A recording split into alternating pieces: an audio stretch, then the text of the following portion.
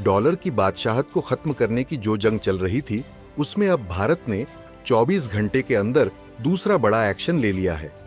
भारत ने 30 देशों के साथ मिलकर डी डॉलराइजेशन यानी डॉलर की निर्भरता कम करने की शुरुआत कर दी है। अमेरिकी राष्ट्रपति डोनाल्ड ट्रंप ने साफ कहा था कि अगर कोई देश डॉलर के खिलाफ जाएगा तो अमेरिका सख्त कार्रवाई करेगा, लेकिन भारत ने अपनी रणनीति बदल दी है। अब आप कहेंगे कि कैसे भारत ने डॉलर को कैसे चुनौती दी। दरअसल अब तक 30 देशों के 123 बैंकों ने भारत में रुपए में ट्रेडिंग के लिए स्पेशल अकाउंट खोले हैं। भारत यूएई, भारत इंडोनेशिया और भारत मालदीव ने लोकल करेंसी सेटलमेंट सिस्टम लागू कर दिया है, जिससे डॉलर की जगह सीधे रुपए में व्यापार होगा। आरबीआई यानी भारतीय रिजर्व बैंक ने 56 विशेष वस्ट्रो अकाउंट्स खोले हैं, जिससे इन 30 देशों को सीधे रुपए में व्यापार की सुविधा मिल रही है। चलिए जानते हैं कि किन देशों ने रुपए को अपनाया।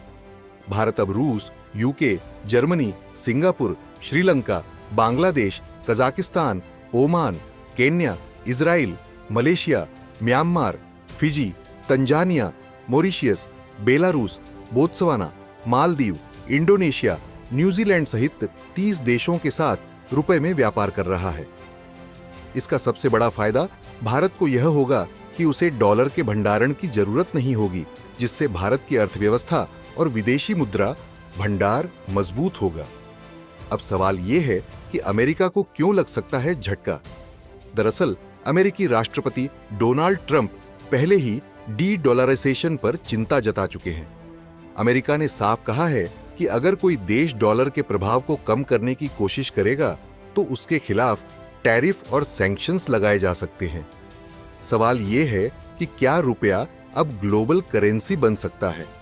दरअसल किसी भी करेंसी को इंटरनेशनल बनने के लिए 3 शर्तें पूरी करनी होती हैं। वह कई देशों में ट्रेडिंग और इन्वेस्टमेंट के लिए इस्तेमाल हो, उसकी स्टेबिलिटी बनी रहे, उसमें ज्यादा ग्लोबल ट्रांजैक्शन हो।